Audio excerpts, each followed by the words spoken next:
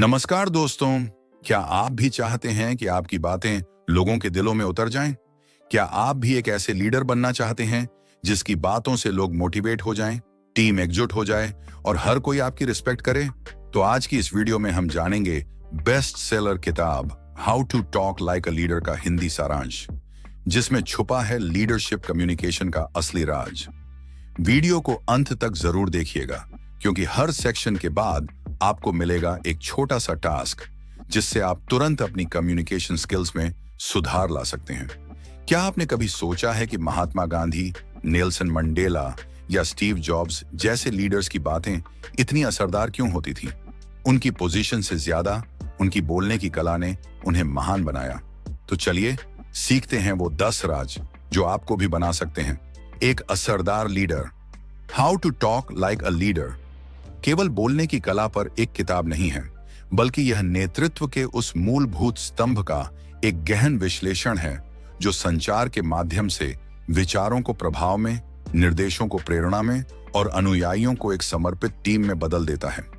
यह किताब इस धारणा पर आधारित है कि नेतृत्व कोई पदवी नहीं, बल्कि एक प्रभाव है, और यह प्रभाव मुख्य रूप से इस बात से उत्पन्न होता है कि एक नेता कैसे संवाद करता है, कैसे सुनता है और कैसे अपनी भाषा के माध्यम से एक साझा दृष्टिकोण का निर्माण करता है। इस किताब की यात्रा की शुरुआत ही इस महत्वपूर्ण अंतर को स्पष्ट करने से होती है कि एक सामान्य प्रबंधक और एक सच्चे नेता के संवाद में क्या फर्क है। जहां एक प्रबंधक सूचनाओं का आदान प्रदान करता है, वहीं एक नेता भावनाओं, मूल्यों और उद्देश्य को जोड़ता है, जिससे उसके शब्द केवल कानों तक नहीं बल्कि दिलों तक पहुंचते हैं। किताब का पहला और सबसे महत्वपूर्ण सिद्धांत प्रामाणिकता, ऑथेंटिसिटी पर केंद्रित है, जिसका अर्थ है कि एक नेता का संवाद उसके वास्तविक व्यक्तित्व, विश्वासों और मूल्यों का प्रतिबिंब होना चाहिए। जब नेता बनावटी या दिखावटी भाषा का प्रयोग करते हैं, तो टीम के सदस्य तुरंत इस असंगति को महसूस कर लेते हैं, जिससे विश्वास की नींव कमजोर पड़ जाती है।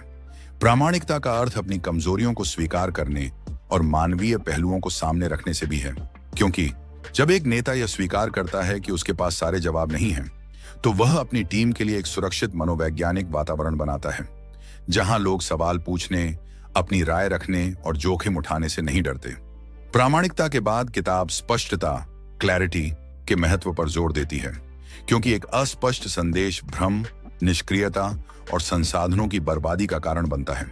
नेता को अपने विचारों को सरल, संक्षिप्त और सटीक तरीके से प्रस्तुत करना सीखना चाहिए, ताकि हर सदस्य, चाहे उसका पद या पृष्ठभूमि कुछ भी हो, संदेश के मूल सार को समझ सके। इसमें ज्ञान के अभिशाप, कर्स ऑफ नॉलेज से बचने की सलाह दी गई है, जहां विशेषज्ञ यह मान लेते हैं कि जो वे जानते हैं वह सभी जानते हैं। इसलिए नेताओं को तकनीकी शब्दावली और जटिल वाक्यों से बचकर अपनी बात को आम भाषा में समझाना चाहिए और संदेश की संरचना क्या, क्यों और कैसे के प्रारूप पर करनी चाहिए, ताकि टीम न केवल यह समझे कि उन्हें क्या करना है, बल्कि यह भी समझे कि यह क्यों महत्वपूर्ण है और इसे कैसे किया जाएगा। संवाद का तीसरा स्तंभ भावनात्मक बुद्धिमत्ता, इमोशनल इंटेलिजेंस, EQ है, जो शायद सबसे शक्तिशाली है। यह दूसरों की भावनाओं को समझने, अपनी भावनाओं को प्रबंधित करने और इन दोनों के बीच एक सहानुभूतिपूर्ण सेतु बनाने की क्षमता है। एक नेता जिसका EQ उच्च होता है, वह कमरे के माहौल को पढ़ सकता है, अपनी टीम के सदस्यों की अनकही चिंताओं को समझ सकता है और अपने संवाद को उनकी भावनात्मक स्थिति के अनुसार समायोजित कर सकता है। यह केवल सहानुभूति दिखाने तक सीमित नहीं है, बल्कि यह सक्रिय रूप से सुनने और लोगों को यह महसूस कराने के बारे में है कि उनकी बात सुनी और समझी जा रही है। किताब में सक्रिय श्रवण, एक्टिव लिसनिंग को एक महाशक्ति के रूप में वर्णित किया गया है, जो केवल चुप रहकर सुनने से कहीं बढ़कर है। इसमें वक्ता की बातों को पूरी तरह से समझना, उसे संक्षेप में दोहराना, स्पष्ट करने वाले प्रश्न पूछना और गैर मौखिक संकेतों जैसे सिर हिलाना, आंखों से संपर्क बनाना के माध्यम से अपनी रुचि दिखाना शामिल है। जब नेता वास्तव में सुनते हैं, तो वे न केवल बेहतर जानकारी प्राप्त करते हैं, बल्कि वे सम्मान और विश्वास भी अर्जित करते हैं, क्योंकि हर व्यक्ति चाहता है कि उसे महत्व दिया जाए।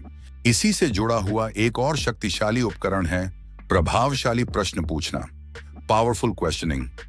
एक महान नेता उत्तर देने के बजाय प्रश्न पूछता है। वह बंद प्रश्नों, जिनका उत्तर हाँ या ना में होता है, के बजाय खुले प्रश्न पूछता है जो टीम को सोचने, विश्लेषण करने और समाधान खोजने के लिए प्रोत्साहित करते हैं। हम इस लक्ष्य को कैसे प्राप्त कर सकते हैं, या इस चुनौती से निपटने के लिए आपके क्या विचार हैं? जैसे प्रश्न स्वामित्व की भावना पैदा करते हैं और टीम के सामूहिक ज्ञान का उपयोग करते हैं, जिससे नवाचार और जुड़ाव को बढ़ावा मिलता है। इसके अतिरिक्त किताब गैर मौखिक संचार, नॉन वर्बल कम्युनिकेशन की सूक्ष्म लेकिन गहरी भूमिका पर विस्तार से प्रकाश डालती है। एक नेता की शारीरिक भाषा, उसकी आवाज का उतार चढ़ाव, चेहरे के हाव भाव और आंखों का संपर्क उसके शब्दों से कहीं ज्यादा शक्तिशाली संदेश दे सकते हैं। एक आत्मविश्वास से भरी मुद्रा, एक शांत और स्थिर आवाज और एक ईमानदार मुस्कान विश्वास पैदा करती है, जबकि झुके हुए कंधे, घबराई हुई आवाज या नजरें चुराना संदेह और अनिश्चितता का संकेत देता है। नेताओं को अपने गैर मौखिक संकेतों के प्रति सचेत रहना चाहिए और यह सुनिश्चित करना चाहिए कि वे उनके मौखिक संदेश के अनुरूप हों। उदाहरण के लिए, जब कोई नेता सकारात्मक प्रतिक्रिया दे रहा हो लेकिन उसका चेहरा उदासीन हो, तो संदेश का प्रभाव लगभग शून्य हो जाता है।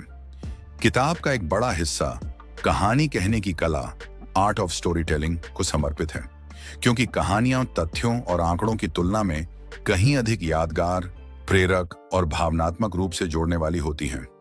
एक नेता अपनी व्यक्तिगत कहानियों, ग्राहकों की सफलता की कहानियों या संगठन के इतिहास की कहानियों का उपयोग करके मूल्यों को जीवंत कर सकता है, एक जटिल रणनीति को सरल बना सकता है और टीम को एक बड़े दृष्टिकोण से जोड़ सकता है। एक अच्छी कहानी में एक नायक, टीम, एक चुनौती, समस्या और एक समाधान रणनीति होता है, जो श्रोताओं को भावनात्मक रूप से यात्रा पर ले जाता है और उन्हें कार्रवाई के लिए प्रेरित करता है। इसके बाद किताब विभिन्न व्यावहारिक परिदृश्यों में नेतृत्व संचार को लागू करने पर ध्यान केंद्रित करती है, जैसे कि रचनात्मक प्रतिक्रिया, कंस्ट्रक्टिव फीडबैक देना। प्रतिक्रिया देना नेतृत्व के सबसे कठिन लेकिन सबसे महत्वपूर्ण कार्यों में से एक है। किताब सिचुएशन बिहेवियर इम्पैक्ट SBI जैसे मॉडलों का सुझाव देती है, जहां प्रतिक्रिया विशिष्ट, तथ्यात्मक और व्यवहार के प्रभाव पर केंद्रित होती है, न कि व्यक्ति के चरित्र पर। लक्ष्य आलोचना करना नहीं, बल्कि सुधार और विकास में मदद करना है, और इसे हमेशा सकारात्मक इरादे और सम्मान के साथ किया जाना चाहिए। इसी तरह कठिन बातचीत, डिफिकल्ट कॉन्वर्सेशंस को संभालना, जैसे किसी को खराब प्रदर्शन के बारे में बताना या बुरी खबर देना, एक नेता के धैर्य और कौशल की परीक्षा लेता है। यहाँ तैयारी, शांति बनाए रखना, सहानुभूति दिखाना और समस्या पर ध्यान केंद्रित करना, न कि व्यक्ति पर, महत्वपूर्ण है। इन क्षणों में एक नेता का संचार उसकी विश्वसनीयता को बना या बिगाड़ सकता है। बैठकों, मीटिंग्स का नेतृत्व करना एक और महत्वपूर्ण क्षेत्र है। एक प्रभावी नेता यह सुनिश्चित करता है कि बैठक का एक स्पष्ट एजेंडा हो, सभी को बोलने का अवसर मिले, चर्चा केंद्रित रहे और बैठक का अंत स्पष्ट कार्य बिंदुओं, एक्शन आइटम्स और जिम्मेदारियों के साथ हो। नेता का काम बैठक पर हावी होना नहीं, बल्कि एक सूत्रधार, फैसिलिटेटर के रूप में कार्य करना है, जो टीम की सामूहिक बुद्धि को दिशा दे।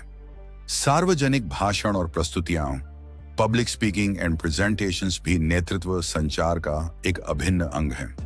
किताब दर्शकों से जुड़ने, एक आकर्षक शुरुआत करने, अपनी मुख्य बातों को स्पष्ट रूप से प्रस्तुत करने और एक यादगार समापन के साथ अपनी छाप छोड़ने के लिए व्यावहारिक सुझाव देती है।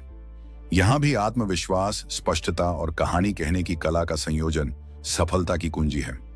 आधुनिक कार्यस्थल के संदर्भ में किताब डिजिटल संचार, डिजिटल कम्युनिकेशन की चुनौतियों और अवसरों पर भी चर्चा करती है।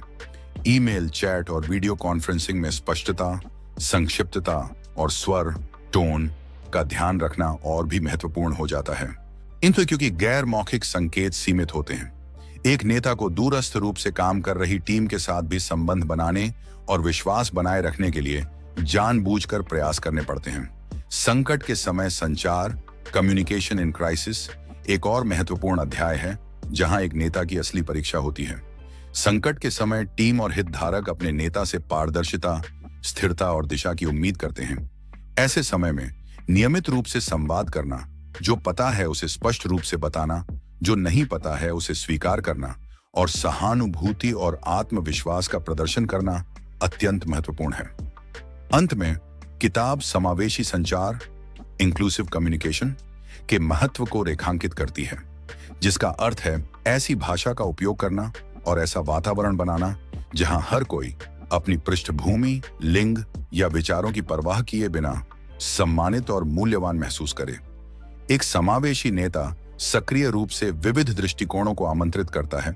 यह सुनिश्चित करता है कि शांत आवाजों को भी सुना जाए और एक ऐसी संस्कृति का निर्माण करता है जहां असहमति का सम्मान किया जाता है।